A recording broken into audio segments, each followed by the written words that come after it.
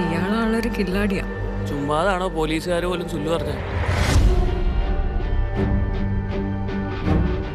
George കുട്ടി തന്നെയല്ലേ പറഞ്ഞത് പ്രശ്നങ്ങളൊക്കെ തീർന്നു, ഇനി പേടിക്കാനൊന്നുമില്ലെന്ന്.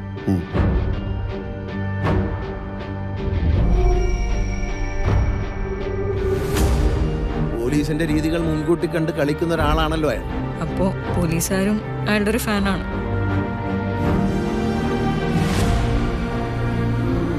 പിന്നെ ആ ജോർജ് കുട്ടി ആളൊരു കുറുക്കനാണ്.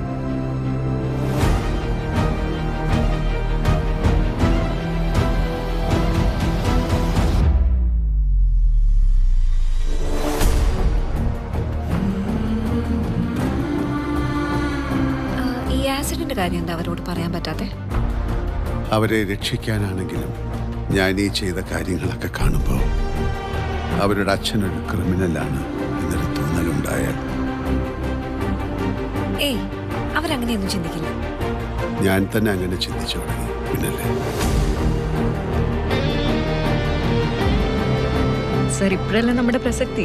മീഡിയ ഇൻവെസ്റ്റിഗേഷനിലൂടെ ജീവൻ വെച്ച് തെളിയിക്കപ്പെട്ട എന്തോരം കേസുകളുണ്ട് സർ. അവരാരാണെന്ന് മനസ്സിലാക്കാൻ എന്തെങ്കിലും സൂചന തരാൻ പറ്റുമോ? I want his full file on my desk as soon as possible.